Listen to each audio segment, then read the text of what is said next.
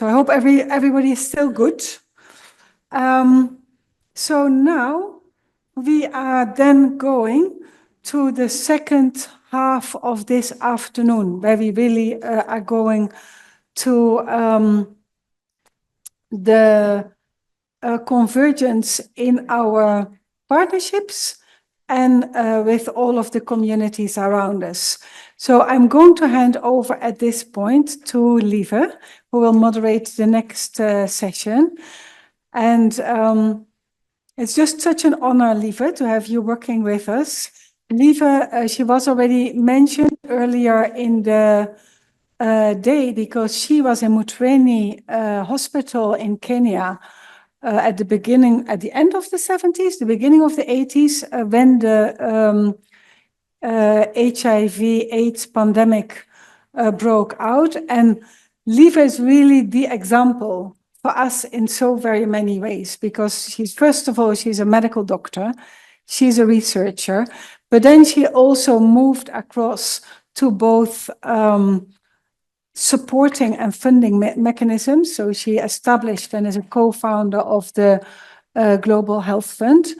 And then supporting that work, she went into the policy and political arena of the European Commission. So we're really very, very proud of you, Lieve. And we also, I mean, we have known for a very, very long time, and we have known each other for a very long time. So I know what you can do. But also I've seen it here in this context, because you came into Vodan, and with the questions that you ask and the bridges that you make, you have really helped all of us to gain confidence, to try and really make sure that we make all the right connections that we need. So very grateful that you came here. You traveled all the way from Australia to be here today. And I hand over to you to lead the next panel. Thank you. Thank you, Miriam. Thank you, everybody.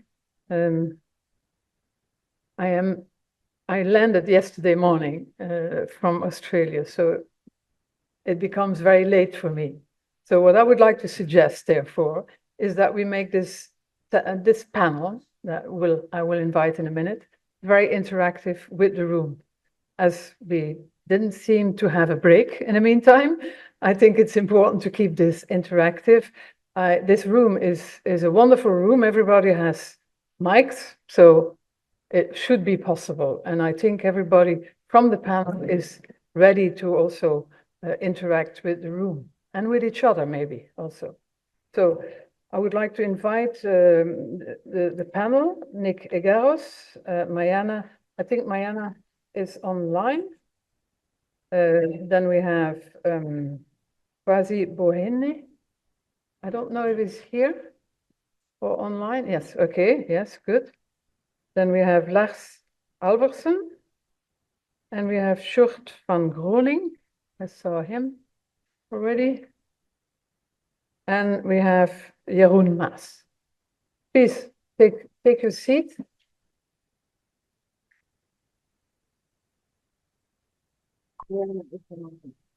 Okay.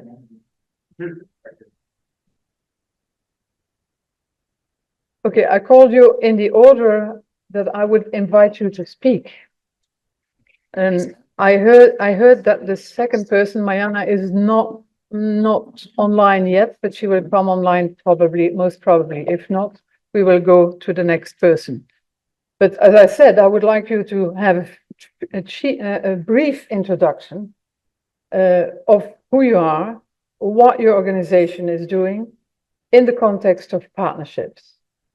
This Vodan has accomplished amazing things in a very short time. Vodan Africa, I'm impressed every time I see the results, again also today. I'm sorry I was not here the last 2 weeks, but I hear it went very well.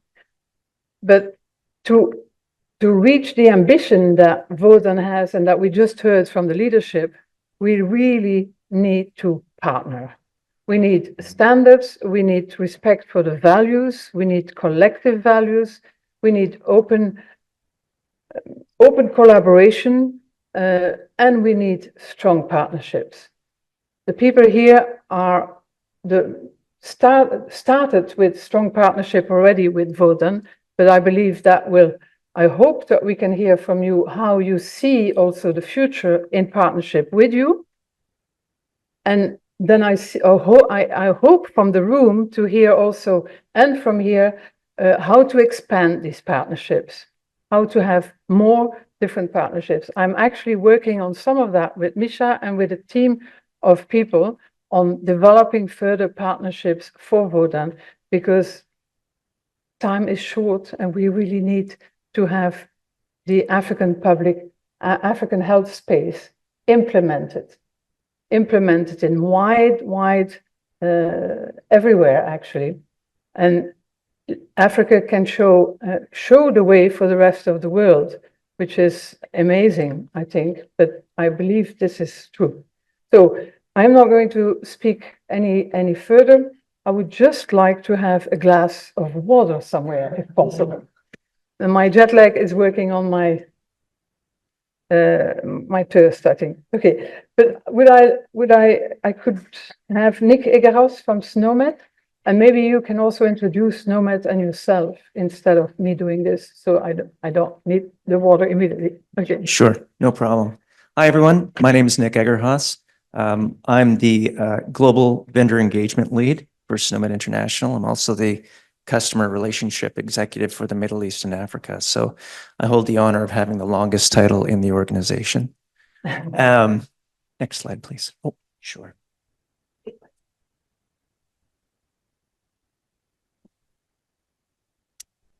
So a little bit about Snomed International.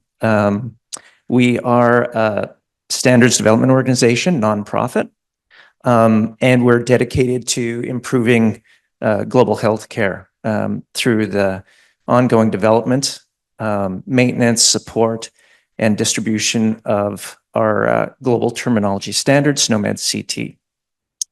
Part of our mandate is really focusing on educating and promoting data quality standards, especially as they relate to terminologies and vocabularies, as well as how semantics actually facilitate and improve interoperability between solutions and across facilities and across borders actually as well.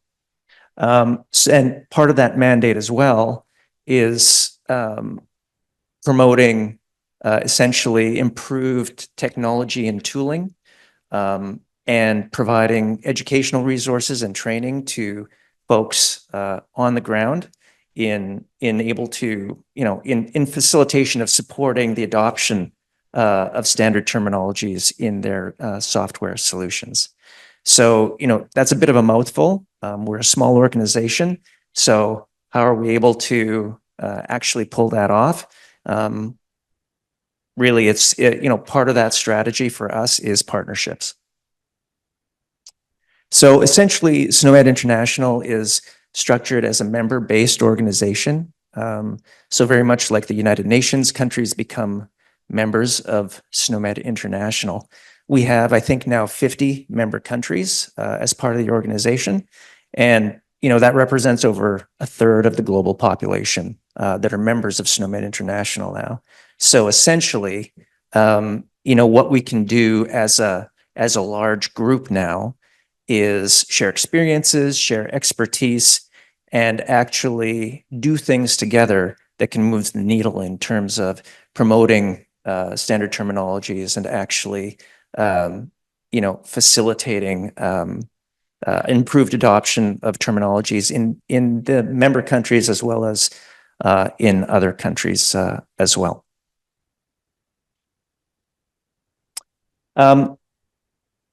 Partnerships is broader than our membership. Partnerships actually extends to vendors, it extends to research institutions, extends to pharmaceutical companies, it extends to other standards, in fact, other standards bodies. But one of the partnerships that we're very, very proud of is our partnership with the Boahene Coalition. The Boahene Coalition is also a standards or a nonprofit organization. and they developed an open source free for use EMR called Boahene. So we approached them early in 2023 to do a joint project together, whereby we would provide the expertise to embed Snomed natively into the Boahene product. Over the course of 2023, we undertook this project with them, and were able to produce essentially a best practice implementation of Snomed within the Boahene EMR, which is, again, open source. So when I say best practice, what does that mean? It means Snomed codes and clinical concepts are selected right in the user interface. So you're not doing any mapping in the back end. So you're not losing any of the meaning, the clinical meaning in the user interface. We implemented a terminology server, which facilitates the interaction between the terminology and the EMR software. We implemented clinical decision support that relies on the Snomed ontology to do drug-drug interaction checking and drug allergy interaction checking, which was very, very exciting as we try to move folks up the value chain and start using the ontology. So a very successful project. We're now part of the Boahene Coalition, so we have the opportunity to help guide the solution and the direction of the solution. And, you know, we're very excited about our partnership with Voden now, and participating with this organization and, you know, promoting the benefits of Boahene, and being able to use it to facilitate interoperability between facilities and obviously across borders. That's it for me. Thank you. Wonderful, wonderful. Wonderful introduction. But does anybody want to ask a question, a comment from this very, very important contribution already in the direction of collaboration and partnership with Voden? Yes. I just want to say on behalf of the Voden family that the team that you sent to educate us about the Snomed system and how it relates with also our own Voden technology and skilling was really, really great. And so we recognize that. Similarly, with the Microsoft, when they come to present, I think we'll also recognize that we had a lot to learn. 2 days intensive. Professor Miriam made sure that the team, the Voden team, really understood, and so we relate very well, and we should be able to have a very strong future relationship. Thank you very much. Anybody else? Yes, Liz. Well, thank you very much for a really interesting presentation and some insights. My name is Elizabeth Kuiper, and I work for a Brussels-based think tank. And I will, in the next session, tell you a bit more about what I do. But I was struck by what you said about informing, engaging, and I think at some point you also used the word trust. And if you go back to COVID-19, where I think the use of data, on the one hand, was incredibly important for all of us as societies, but also for governance, to need to inform them better. On the other hand, I think it also led sometimes to mistrust, because people were indeed feeling that their data may be abused because of the lack of consent, etc. So I definitely don't have the answer myself, but the question I have, what can we learn from the use of data in emergency situations versus the use of data in, let's say, normal times?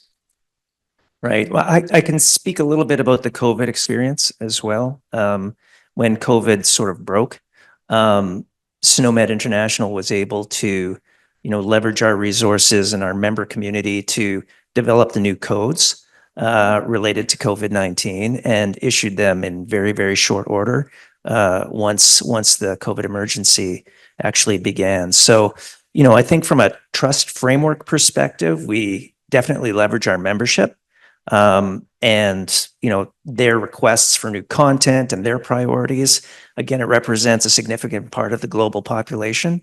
So, you know, I think we've built that trust framework quite nicely into our governance structure. Now, in terms of, I guess, from emergency use to typical or regular clinical use, I guess, as I said, we do have these structures and processes in place for the creation of new content fixing old content that might not be modeled quite correctly. So it's a very open process and transparent process. And I think that's why it's very encouraging for new countries to come on board to become members, because it's a very, you know, nobody's perfect. No country has approached this exactly perfectly, but we're willing to share experiences and lessons learned and kind of share that expertise and try to move forward together on that basis. Wonderful. Thank you very much. I will ask you a question later on, maybe, but to see what is your advice towards the group and to the leadership of Vodan to progress for to the next steps. But there is an online question for the moment. Maybe you can read it here. Can I go now? No? Yeah, so online from Maxwell Omare from the Kenya team. Maxwell is wondering, he has a concern for Afiake. We use ICD 11. When will you adopt the same? Is the question. You know, our CEO's in the audience. Maybe I'll hand it over to Don Sweet. Thank you. Okay. A couple of points to the previous question, just for clarity. We don't handle any of the patient data. We only provide the codes, so whoever owns the data or uses the data can use those codes. And one thing that Snomed CT facilitates is the ability to anonymize the data if, in fact, you're doing population health management or other program research. You can get the aggregation of anonymous data, which allows researchers the ability to actually look at a country and drill it down to specifically a town, and they can search it a number of different ways. As it relates to ICD-11, currently we offer free ICD-10 maps. Those maps are available to our members and to those who use Snomed CT. We are in the early stages of a collaboration with the World Health Organization. Discussions have been ongoing since April. And the goal really is to try and link the two standards. Our standard is specific use cases related to clinical care and providing care at the right time with the right information so a clinician can deal with the patient. ICD-11 is really structured for statistical purposes. And so it would be nice if both organizations, ourselves and the World Health Organization, could find an easy way to link the standards together so that you have not only the generation of statistics, but also the generation of clinical information. And there is some overlap between the two standards, and we recognize that, but the goal is really to somehow put them together, link them, or have them in a way where countries can use either one so that you code once and you can use the data many times. Thank you. Thank you very much. That was very clear. I hope also for the person who was asked a question about Kenya. I would leave you for the moment.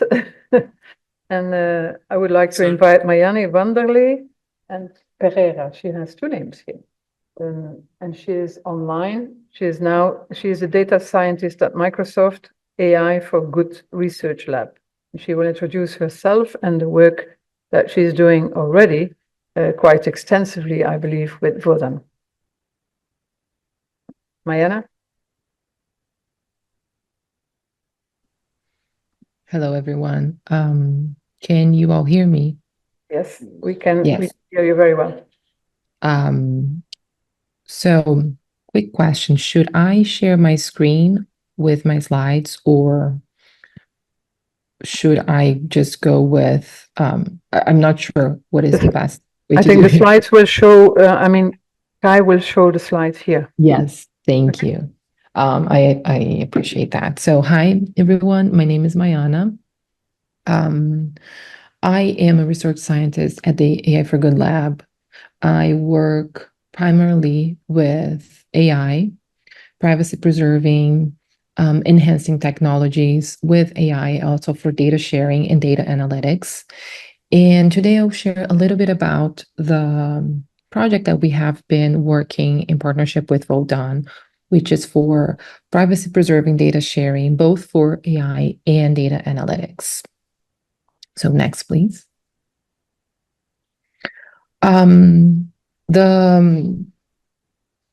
the core of this research, I think, is to fill the gaps that are between state-of-the-art techniques in a deployment of responsible AI and also responsible data sharing scenarios.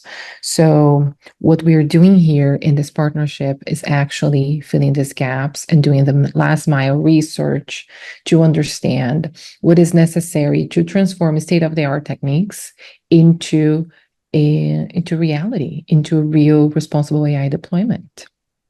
And that involves several elements that includes ethical AI analysis, privacy, fairness, understanding the robustness of our solutions, and making sure that we have a pipeline that actually touch on all those points. So next slide, please.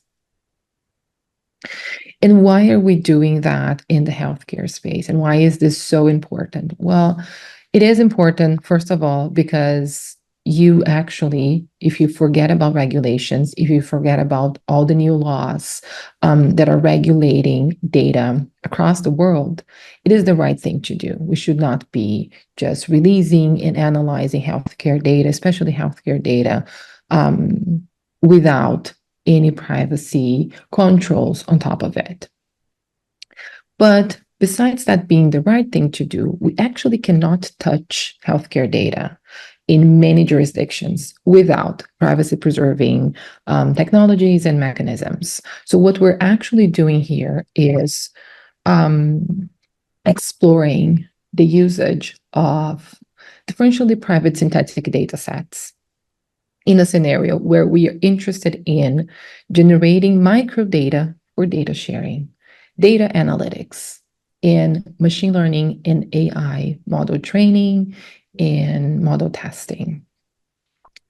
So with the promise of differentially private synthetic data sets is that you have a solution that is actually multi-purpose. You have a data set that is a synthetic version of the real data.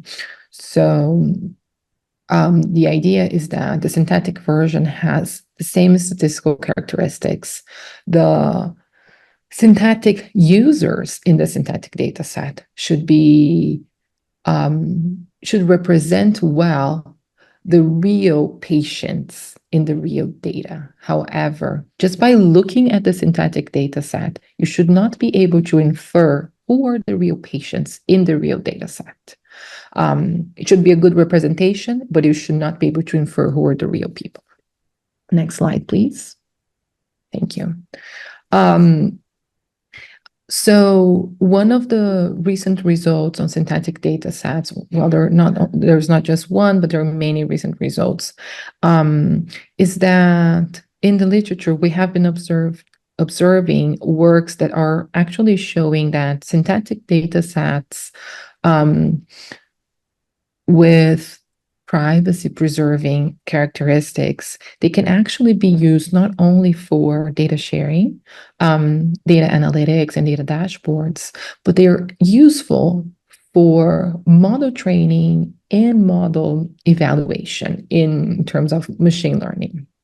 So there are works that have shown that synthetic data sets, they achieve a performance very close to real data sets when training models such as logistic regression and random forests as well. Next slide, please. So the main goal of our partnership here is to explore the fact that there are no published use cases of differentially private synthetic data sharing in low resource environments. When I say low resource here is you have a smaller data set due to constraints on data collection. You have also constraints related to data quality, but you want to be able to create these synthetic data sets and share, so institutions can share with each other and can be informed about the current situation of healthcare in different locations. So here with Microsoft and Vodan, we actually have the opportunity to propose the first pipeline for healthcare data sharing with evaluation metrics, with a very transparent solution that can be reused in any place in the world, but actually showing the value and the impact of such solutions in the healthcare space. And that's it for today. Thank you so much.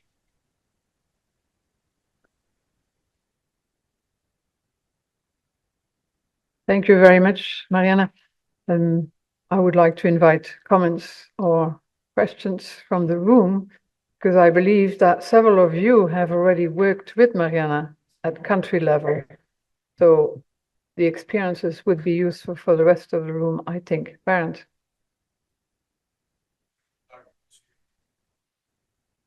Yes, it works. Yeah,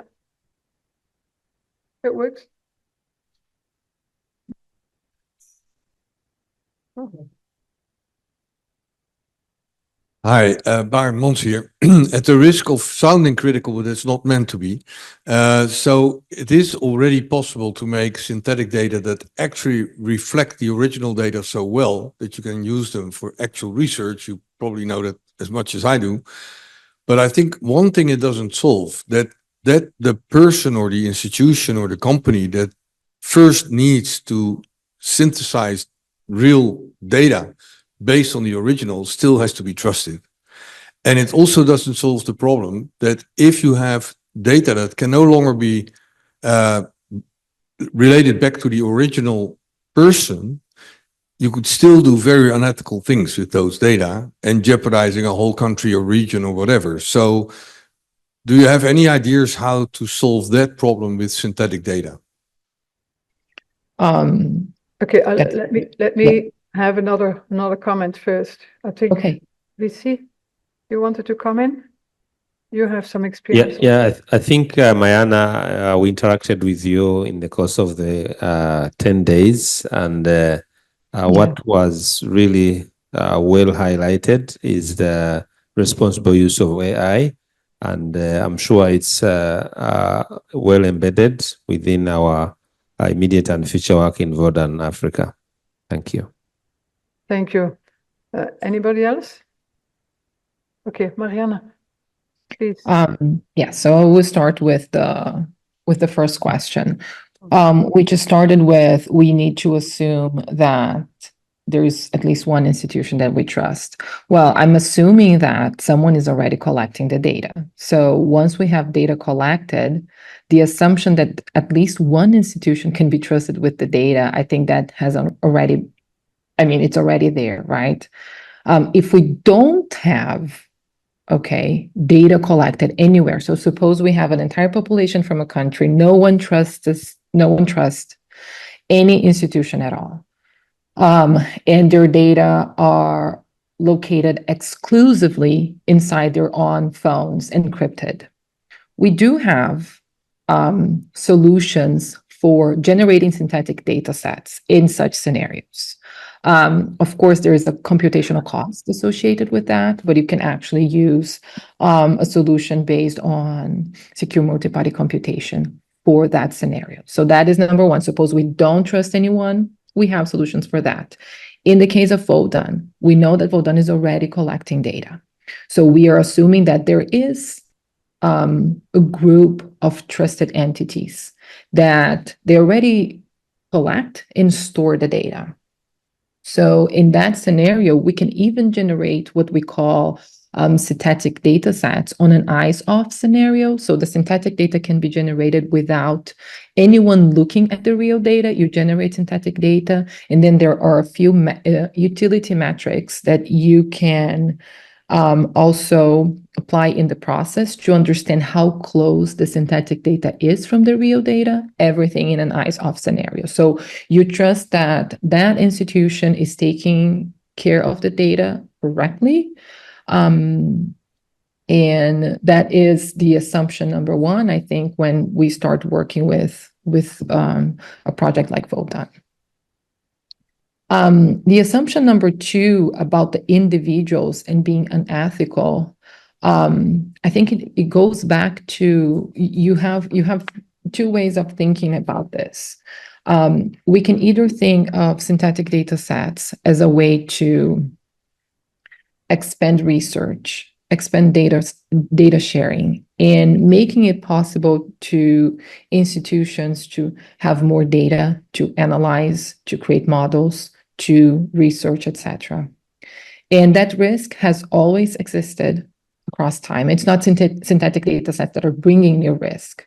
On the contrary, what we're trying to do now is making sure that researchers and institutions and even governments, they have an understanding of the statistics of a population, because the whole idea of a differentially private synthetic data set is that you cannot infer the individuals in the data, but you can actually gather in statistics from a population. You can use the synthetic data set to gather those statistics, populational statistics, train models, etc., without going back. And an ethics related to bad usage it's beyond our control, right? So I think the main goal of the synthetic data set is opening up opportunities. Those ethical risks already existed in the past. Now we have data is stored in silos, and basically mostly no one can touch these data sets. And now we have the opportunity to at least infer populational statistics. So that is, at least from my point of view, those are problems that existed way before synthetic data sets. Okay, thank you very much, Mayana, for this extensive response. I will have to invite the next speaker, and thanks for being online. The next speaker is Kwasi Boahene he's a director for West Africa and PharmAccess, and please present yourself further. Should I stand or sit down? Okay. Yeah, okay. Now, thanks a lot for inviting me in here. My name is Kwasi Boahene. I'm responsible for health systems at PharmAccess. PharmAccess is a development organization whose main goal is to ensure that people in Africa will be able to get healthcare on a sustainable basis. So if someone is pregnant, the pregnant woman should be able to depend on healthcare, not only during the pregnancy, but also after the pregnancy. So we leverage public-private partnerships, investments to drive, the things that we've been talking about this morning, data related innovations to enforce change in healthcare. So when it comes to give you a bit of an idea of the scale. So we partner, like I said, with private organizations, and one of them that we've worked with is CarePay, which is a Dutch-Kenyan social enterprise. And together with CarePay, we've been able to develop a digital platform which is used by 4.5 million Kenyans, to transact healthcare. We also built a methodology to improve access to improve quality of care, which is called Safe Care. And that methodology is used by 7,000 healthcare facilities across Africa, so that you will have an idea of the scale. And these healthcare facilities, they attend to over 8 million patients every month. We also work on health insurance and other means of financing care. Like I said, the idea is sustainability. So, together with the partners working on insurance, they've been able to reach over 20 million people with health insurance. So that gives you an idea of the scale. When it comes to the topic that we're talking about, our starting point of building partnership is, let's define a fundamental healthcare problem around which we can mobilize for change. So one of the things that we've seen, and I think it also applies to all countries, both in Africa but also in Europe, is that most countries have limited resources for health. Economic problems, you can blame COVID, the war in Ukraine. Every country across the world has limited budget for health. The problem is that there's, healthcare costs are rising and there's a huge disease burden. So you have a mismatch. And the question is, how can you deliver better value for patients given this mismatch? Yeah, okay. So that's where technology comes in. And so using digitalization, we believe you can actually deliver more and better care with limited resources. When you use digitalization, as we've done, you create data. And that's where, so the data, and I think you've said it all this morning, that data gives you insights into utilization of care, it's into the quality of care that people are getting. And because you have that, you'll be able to allocate resources better. So, given that context, we are leveraging, partnerships. And we are also part of a coalition called CCC, which I think Jeroen will talk more about, of which Vodan is also a member. So we are leveraging partnerships to address the problems at different levels. One is policy. Digitalization has to be there for us to create the data that we need for change. So, we build that partnership across various African countries, both with governments and private sector, and also with research institutions to make it happen. What is also important is financing. If you are on a continent where 50% of the people is poor, there should be sustainable means of financing. Otherwise, the data that you are creating will be skewed. It will only be for people who are able to pay for care. So that's why we come in and say, let's put in the financing mechanisms to make sure that digital divide doesn't lead to health divide. We also build partnership on implementation, because that's where we can work on policy, we can work on financing. At the end of the day, this has to be translated into key actions, results on the ground.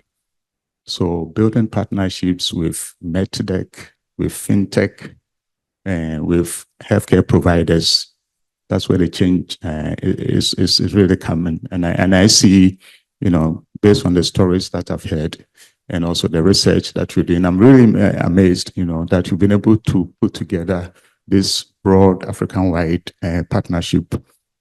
And we are also investing a lot in research. So certainly it's something else we also have to take it up. Coincidentally, Miriam is also in the board of PharmAccess. So we cannot get better than that. Really looking at how we can drive change in care. So, when you have PharmAccess, what you have essentially is that we're going to create healthcare transactions, because without transactions, which will lead to inclusion and address equity, we can't trust the data that we get, or at least you can trust it, but the data will not reflect actually the majority of the people who cannot pay for care. So that's the story that I want to share with you.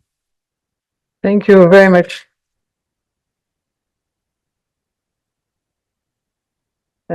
Yes, Jenny. Hi, thanks for that. So I'm Dr. Kutsia from South Africa. You've mentioned financing. So I'm gonna tag onto that. And the question that I've really got for you, or in fact for anyone else in the panel, and for all of us, I think, to think around, is how we begin to generate value as we build the African health data space, and how within that we create sustainability for it. Because the reality is that getting in funding to start these things is one thing, to scale them is another thing, and then it's the maintenance and the ongoing costs. And it's the costs for yourselves, it's for the Snomeds and the ICT 10 code guys of the world. It's for the, all our young PhD scholars who aren't going to be PhD scholars for very much longer, which is great to see. And it's for Miriam and for the African leadership to really build this out across Africa. And I wondered if you had some thoughts around that. Yeah, thank you. Thank you. Let me see if there's anybody else.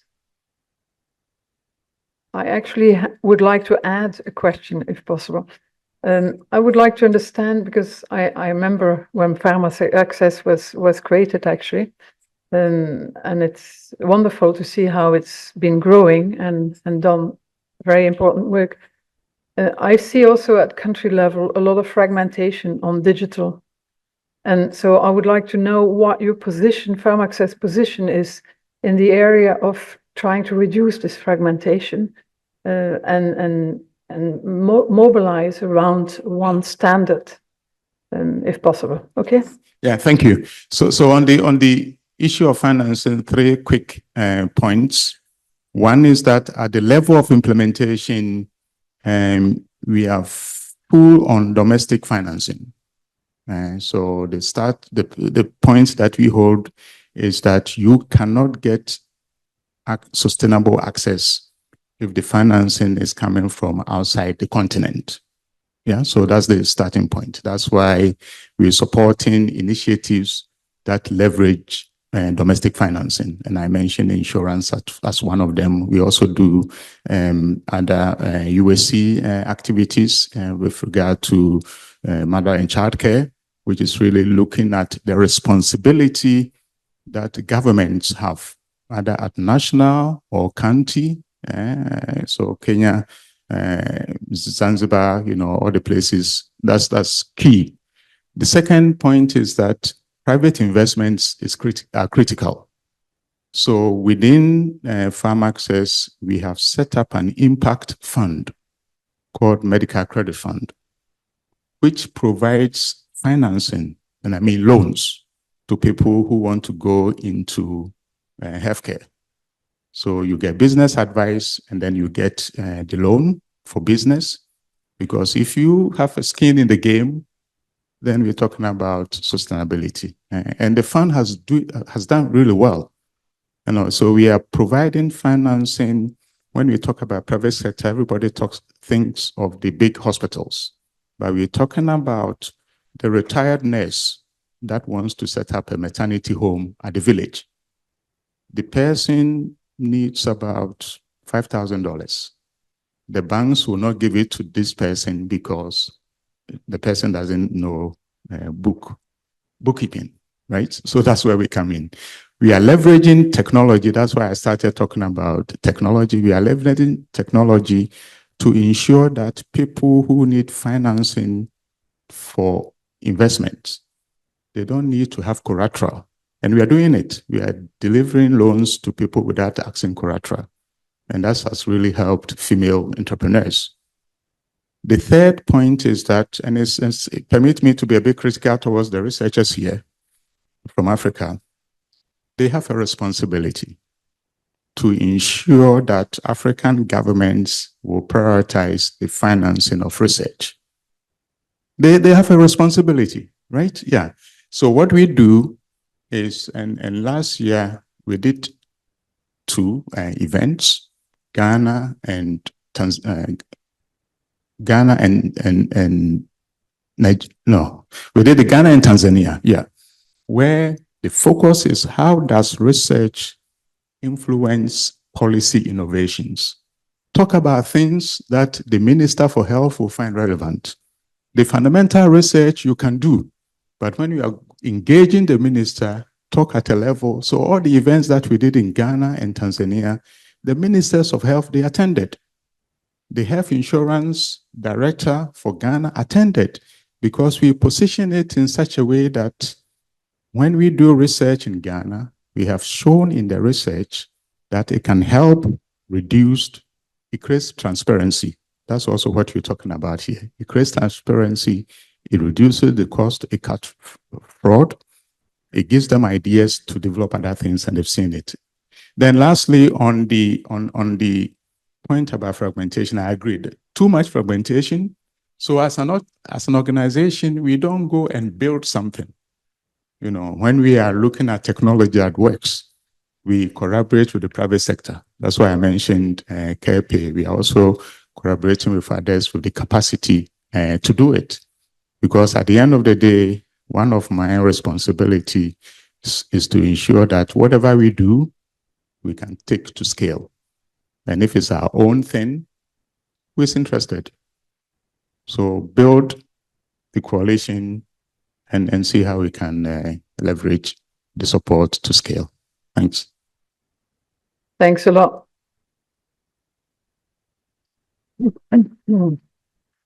Okay, next speaker is Lars Halvorsen from OHDSI. Please present yourself and your experiences with Vodan. And I believe you also have experiences with the health data space in Europe. Yeah. Yes, thank you. And thank you for the invitation to join. Don't have a lot of slides. I don't only have a couple, but I want to be able to see them as I speak. So I'll stand up. So my name is Lars Halvorsen. I'm managing partner of one of the managing partners of Eden's Health. We're a Belgium-based SME. Oops, sorry. We're a Belgium-based SME that work on. We support basically real-world evidence projects. That's how we phrase it. Basically, projects that work with observational health data. Our focus is primarily OHDSI, which is done from OHDSI. So that I'm here basically as a representative of the OHDSI community. Let's skip this. So just, I don't know how many are familiar with OHDSI and OMOP. So just a quick intro to what that is. So basically OHDSI is an open source. It stands for Observational Health Data Sciences and Informatics, but we like to pronounce it OHDSI. It's an open science community that, like it says, aims to improve health by empowering the community to collaboratively generate evidence that promotes better health decisions. It's an organization that it was established 2013, I believe, so it's now about 10 years plus. It came out of actually an OMOP CDM definition that was a project, was actually an FDA initiated collaboration in the US with industry and academia. I think it started in 2009. As part of that collaboration, they were working on observational health data, evidence generation from observational health data. At the end of that project, it was decided this is actually too important to just stop. So they basically, in a sense, open sourced OHDSI, which is then, as it says, it's the Observational Medical Outcomes Partnership. That's the original project, common data model. So OHDSI is basically the core of all the work that's being done within the OHDSI community. It's a common data model, which is, of course, two key parts of a common data model. One is the data model itself, so basically fairly technical. You define a structure, how do you store the data, in what format, how do you define the domains and the tables and so forth. But almost equally, if not more important, are the OHDSI standardized vocabularies. That is basically then the semantic layer that you have as part of this common data model. And the OHDSI standardized vocabularies is basically, it incorporates a lot of the terminologies out there. There's more than 130 vocabularies included. I think roughly 100 of those are, say, terminologies then already established internationally, so including Snomed, including ICD, including many of the others. And what OHDSI does, it incorporates and say, builds the relationships between the different concepts in these different vocabularies, and it defines, okay, for these particular domains, diagnosis, procedures, otherwise, it defines, okay, these are the standard concepts that we will use to encode these events in the data model. The nice thing with the standardized vocabularies is the fact that you have then established relationships between the concepts from the different terminologies, from the different vocabularies. So that if you do have, and we were talking about ICD 10, 11, and Snomed, for example, there are then the relationships that have been established, that are published, are included as part of this standardized vocabulary. So if you do have data encoded in a different terminology, in many, if not most cases, you can actually, through the standardized vocabularies, find what is the corresponding standard concept you should use to encode this information. I'm not going to go too technical, but the point is you can capture not just the standardized concepts in a common data model, you also retain the original encoding. So you also keep the original code in the original terminology. One interesting note on here, and then I'll get to the collaborations we're talking about. OHDSI was recently recognized as a content global good by the Digital Square. So it's it's an important recognition, I believe, of what it can do. The only other points I have on here is, of course, the more important. How does OHDSI and Wodan, what are the current synergies or current collaborations, and how do we move forward? So, we recently, I recently at least, learned that we actually already have, how should I put it, overlapping or common references in how we capture data. So I was just talking about the standardized vocabularies. Wodan, it turns out, also when the ontology or the terminology that's being used to capture the concepts in Wodan actually use the OHDSI vocabularies as the reference vocabulary, and then has its own, say, approach to define the ontology or the concepts that it may not find in the OHDSI standardized vocabularies. So I think that is a good starting point for a collaboration. We have already had actually a couple of meetings with Wodan, so we're kind of early days, I guess, but I think there are many opportunities here to continue collaboration, especially where we seem to have similar projects, or at least we have similar objectives as far as capturing data at source in a federated approach.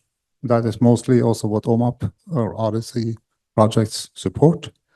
So I'm looking forward to finding ways to build on that interoperability and moving forward.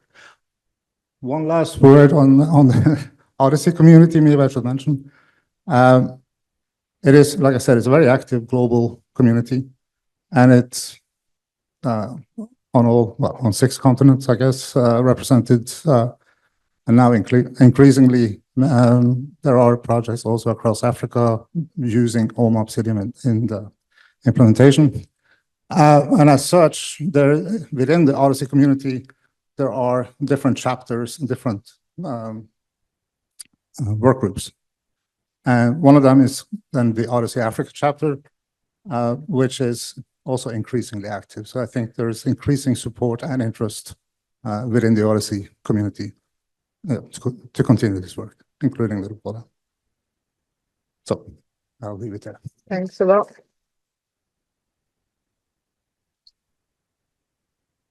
Thanks a lot for this very important work on standards and nomenclature. And I'm sure that further cooperation will be built into the future plans for Wodan. Any question or comment at this stage? Good. Yes. Yes, I'm sorry, I missed somebody. Yeah, May okay, I, please. Lars, may I add a remark that is that Odyssey, for the people who would be interested in knowing more about it, Odyssey publishes the Odyssey book. You can read it, it's free, it's online. And recently, Cynthia Song and Agnes, her colleague Agnes, started the idea to translate the Odyssey book in French and in Portuguese and maybe also other languages. And this project is going very hard at this moment. And if some people would be interested to cooperate in revising parts of the translation work, they are very welcome to contact me and to give me their name. Thanks a lot.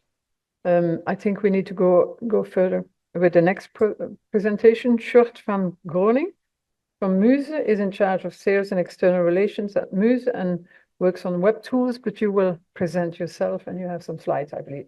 Yes.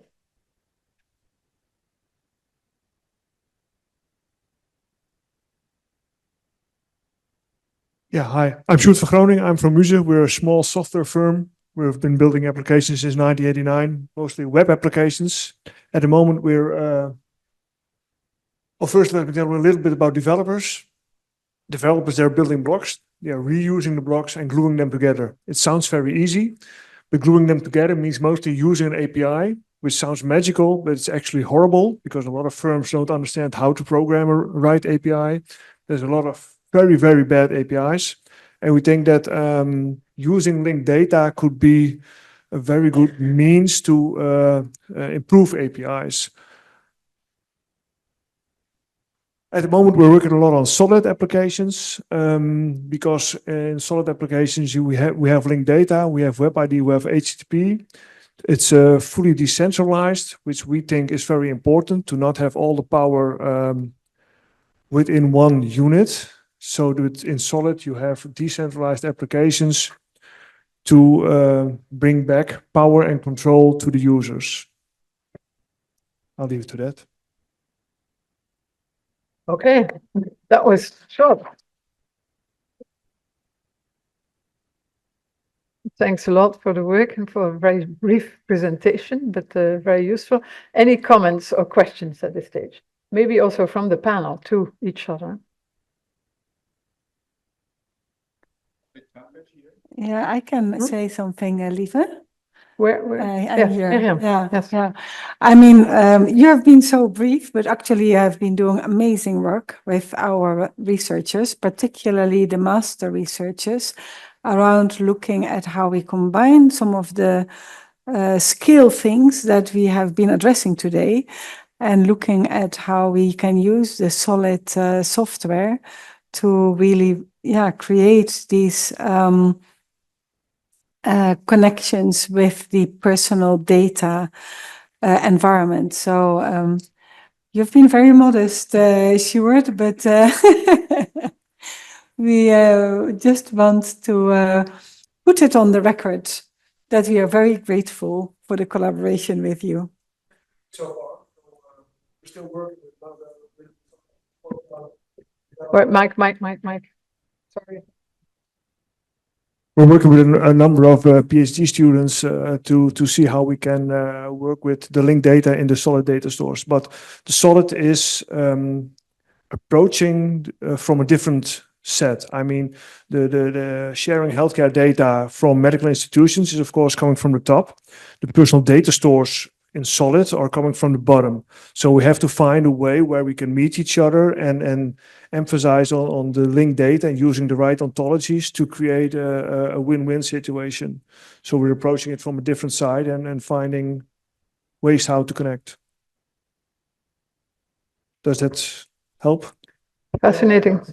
Just curious to know what the results have been. Are you, so which level? Not at the provider level? We're building software, we're building software tools. We're also building solid servers at the moment. It's still quite early. Solid is created by Sir Tim Berners-Lee as the Web 3.0. So it's a follow-up on the internet, where at the moment Facebook and Google are having all the data. They know everything about you. And in Solid, you're taking back control because all your personal data is stored in your own data pod. So Facebook doesn't own every family picture you have ever made, but you own every family picture you have ever made. And you decide who gets control of it. If you have a smartwatch, you can store it in your Solid pod, and you could give out the data to your general practitioner, for example, and he can look into your Solid pod, combine it with other information he sees, for example, the scan of your body, and combine the information, maybe deliver it to an AI solution, and then it can look into your personal data, but you regain control instead of having a lot of different companies owning your data.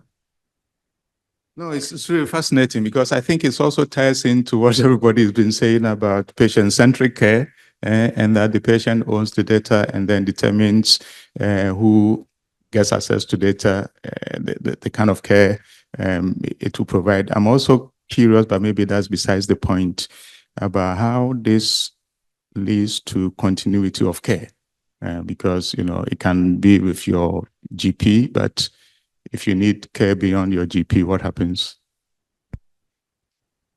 Actual health data is really difficult in that sense because at least in the Netherlands, you don't own your health data. The hospital owns your health data. You have a lifetime right to have access to your health data, but you don't own it. And it's a little bit conflicting with the whole Solid idea that you own your own data in your own data pod.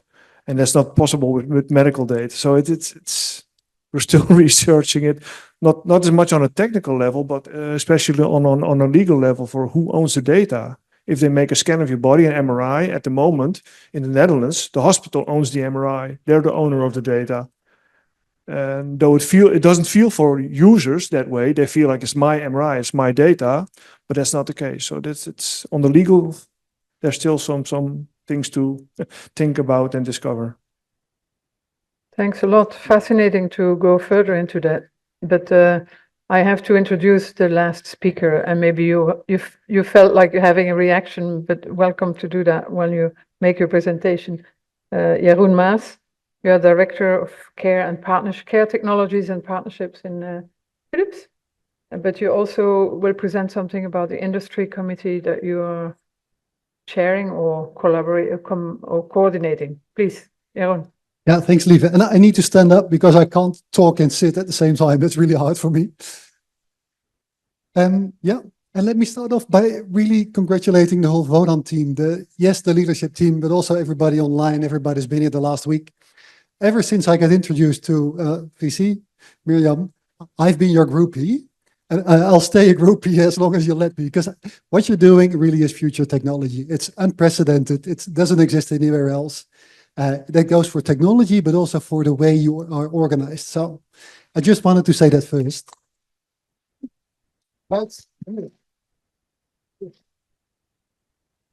So it's that's also my disclaimer. I'm a groupie.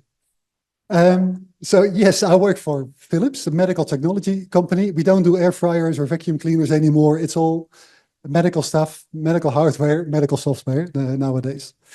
And with Phillips and PharmAccess, in 2019, we started something called a Digital Connected Care Coalition. And I just want to take a minute to explain this, because this is about digital health. But I think wherever I say the word digital health, you can replace that with data, and the story will still hold. That's my challenge to you also, to get you to make sure that you pay attention. It's so this Digital Connected Care Coalition came together because you all know the story. When it comes to digital health, very often with the best intentions, we make an enormous mess. So when we think the systems don't align, they don't communicate with each other, we just invent a new system that's going to communicate with them all. Does that story sound familiar? And last time I checked, I think there's 263 international data standards, medical data standards. So there's just too many of them. The same goes for all these pilots in digital health. There's a lot of money goes in there, but we do not invest in aligning parties. We do not invest in scaling. We do not invest in actually making sure that we impact those who need it most, the patients. So we thought we need to step away from that. We need to kill our egos, and kill our egos, and start pooling the resources together and work on elements together. And it's not just private sector, not at all. It's not just NGOs. It's not just governments, not just academia. We need to do this together. And why? Because we, as a society, are organized in a particular way. Academia is fantastic in researching things, evaluating things, maybe even inventing things. And then many researchers, when they need to do other things like get money in there or provide courses, think, yeah, I already have a day job, which is true. So I've been there. I've been working in academia myself, so I really know that feeling. And once I thought I really found something fantastic, and I thought every company's got to love this. They're going to be interested and they're going to buy it.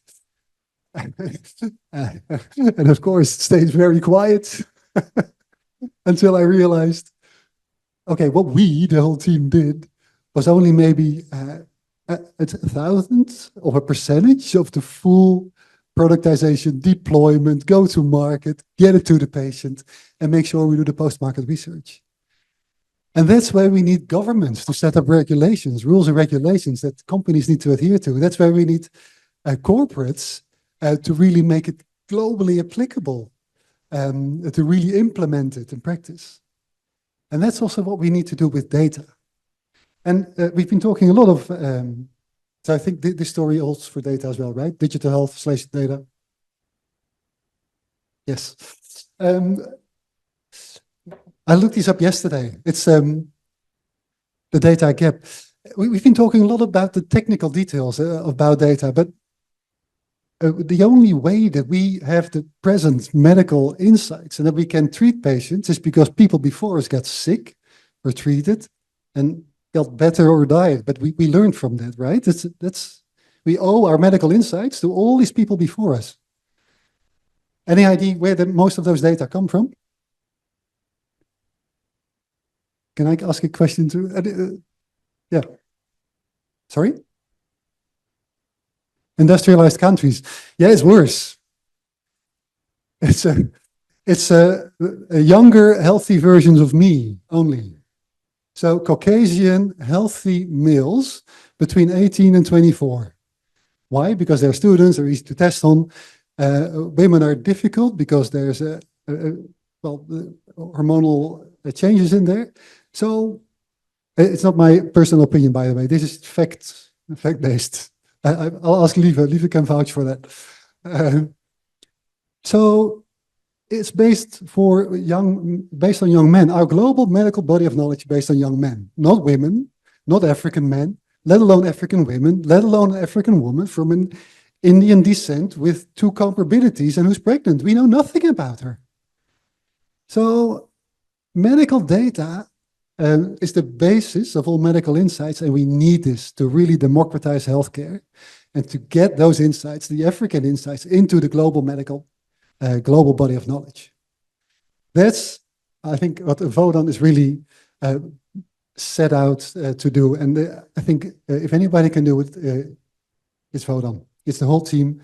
Like I said, because of the technology, yes, but also and maybe even more so because of the way you're organized, the way Vodon works together. But also, why do we need partnerships like with DCCC? Why did we bring in Microsoft and some other parties? Why did we also support it with more networks? And I love the question at the back of the room, talking about finance. How are you going to make sure this stays sustainable? It's an Africa Health data space that will stay there, that's got the power to leave the data where they belong with the care facilities and the patients, but still bring the insights into those into the medical body of knowledge. And that's where we can help. That's where we worked before with Miriam, setting up business models. That's where we will keep on working with many of the members of the Digital Connected Care Coalition to set up like a service organization, because scientists can do that because, like we said, you have a day job. So you do your research, you make sure it's there. But if you want to bring it to the public, you may need to make sure, yeah, that it's findable, but you also need to have people looking for it. Otherwise, nobody's going to find it. So that service organization has got to make noise, has got to bring in others. And that's where we see continued partnerships with DCCC and other parties. And I'm really humbled and proud and very happy that we can be a part of that. Thanks.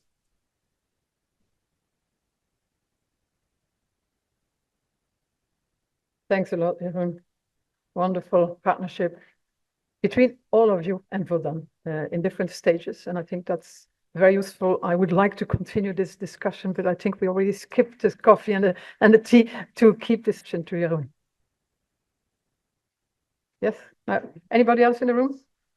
Okay, please, Kwasi. Mike. About where the source of the insight is coming from. Yeah, and I know that during COVID, when they wanted to test vaccine in Ghana, everybody refused. Yeah, so if you want to get insights, people should be ready to be part of research. So insights coming from there. So maybe more to the African researchers than to Jeroen, but because you raise it, how do you overcome that? Okay. Can I think that was a comment, but I think we should stop. I get the sign here from Miriam, and that is serious to take a participation. Okay. Yeah, that was a really, really amazing panel. We were really doubting because the coffee was ready, but then, we wanted to hear what you guys had to say. So thank you really, really so very, very much.